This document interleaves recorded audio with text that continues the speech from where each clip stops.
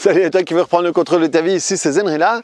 Et dans cette vidéo, je voulais te parler de quelque chose que m'ont rapporté déjà plusieurs clients dans leur manière de parler, dans leur logorée. Et je suis sûr que c'est quelque chose que tout le monde qui regarde cette vidéo va pouvoir se sentir impliqué là-dedans à un moment ou à un autre de leur vie. C'était une personne qui me disait qui vit une séparation douloureuse et qui dit voilà, je suis sorti avec des amis et tout ça, et tout d'un coup je me suis senti mal et tout ça m'a envahi et je ne pouvais plus être là, il a fallu que je parte, il a fallu que je rentre et tout ça.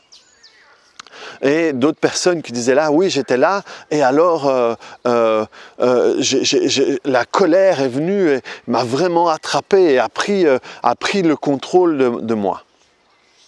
Et donc je suis sûr que vous pouvez dire ça, vous pouvez tous vous connecter à quelque chose dans votre vie où vous avez eu la sensation que c'était trop fort, que ci, que ça et que vous pouviez rien faire.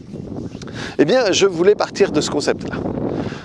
Ce concept-là, je comprends qu'on puisse se sentir comme ça. Je comprends parce que je suis passé par là et surtout je sais ce qui se passe à ce moment-là. Mais croire que ce comportement-là prend le contrôle d'une personne, c'est faux. C'est faux.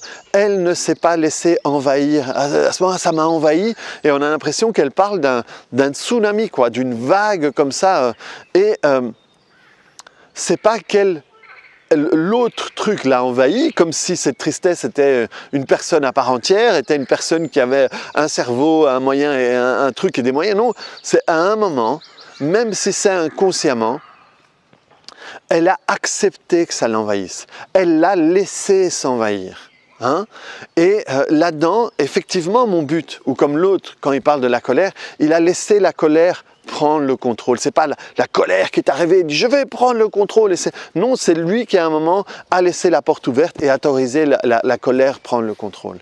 Et mon but là-dedans, ce n'est pas culpabiliser la personne, mais la responsabiliser. Parce qu'effectivement, elle l'a fait. Et donc, c'est sa responsabilité. Mais si c'est sa responsabilité, qu'elle, à un moment, même si c'est inconsciemment, elle a accepté que cette tristesse prenne la place, mon but là-dedans, ce n'est pas, c'est-à-dire, tu vois, c'est ta faute, c'est toi qui l'as fait. Non, mon but, c'est, effectivement, tu l'as laissé rentrer. Ce qui veut dire que c'est dans ta capacité de ne pas la laisser rentrer. C'est dans ta capacité de laisser rentrer autre chose. C'est dans ta capacité de faire différemment. Et parfois, on est désespéré, on est fatigué, on n'en peut plus. Et en réalité, c'est plus facile de se laisser engloutir dans ces sables mouvants-là. Parce que c'est quelque chose qu'on connaît. Parce que c'est quelque chose...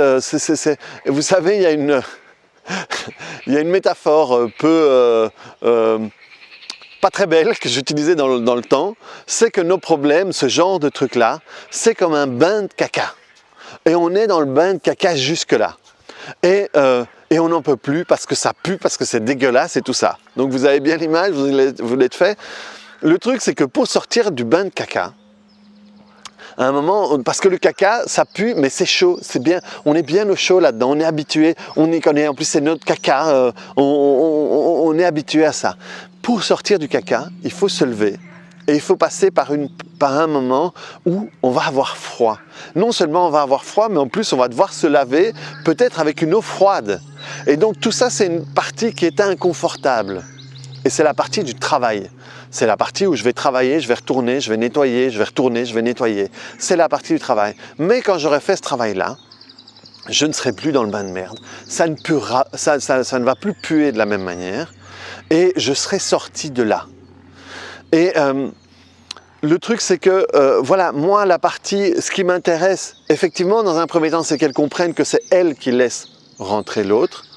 Mais dans ce que je veux qu'elle comprenne dans le fait que c'est elle qui laisse rentrer l'autre, c'est qu'à un moment, elle peut décider de ne pas le laisser rentrer. Et elle peut se diriger vers autre chose. Et on fait tous ça, on a tous fait et on le fera tous encore, moi y compris. Mais l'avantage quand tu comprends ça et quand tu intègres ça, c'est que des fois, tu peux arrêter, tu peux ne pas le faire ou sortir plus rapidement. Moi, il y a des moments où ça m'attrape et je ne me rends pas compte. Mais dès que je me rends compte, c'est « oh, c'est pas ça que je veux ». Je sors de là. Je reprends le contrôle. Parce que je me rends compte à quel point, quand on rentre dedans, c'est dur de sortir. Et surtout, que c'est pas agréable. C'est pas un endroit agréable. C'est pas un truc gai, quoi. Et c'est pas ça que je veux dans ma vie, c'est pas ça que je veux partager avec ma femme et mon fils. Donc ma décision, c'est ne plus rentrer là-dedans. Mais vraiment, c'est vraiment ça que je veux que vous compreniez. Pareil, quand tout d'un coup, je laisse la colère m'envahir et que je termine en disant, je sais pas moi, si je m'engueule avec ma femme et que je termine en disant des trucs que je regrette après. Merde, pourquoi est-ce que j'ai dit ça ? Pourquoi est-ce que j'ai dit ça? Parce que peut-être que je vais devoir le payer après parce qu'elle va me le faire payer, ou peut-être parce que je lui ai fait de la peine, ou peut-être parce que j'ai dit des choses qui ne me ressemblent pas et que je ne suis pas fier de dire. Eh bien, ce n'est pas à un moment la colère qui a pris le contrôle de moi et moi, pauvre petit, je ne pouvais rien faire et j'ai juste dû suivre. C'est faux. La colère n'a pas son propre cerveau qui décide. Vous comprenez ça? La colère n'est pas une personne plus forte que moi qui m'attrape, qui me viole et qui fait ce qu'elle veut de moi. C'est faux. C'est faux, ce n'est pas ça. C'est à un moment, je décide de laisser le volant à la colère. Mais la colère, c'est une partie de moi. Ce n'est pas un truc extérieur. Ce n'est pas l'autre. Si l'autre fait un truc qui me rend en colère, ce n'est pas l'autre qui rentre à l'intérieur de moi et qui prend le contrôle, c'est moi qui le laisse prendre ce contrôle. Et c'est génial de comprendre ça parce que ça veut dire que je peux arrêter de prendre le contrôle. Et par exemple, avec les enfants, il y a les moments où les enfants font des crises.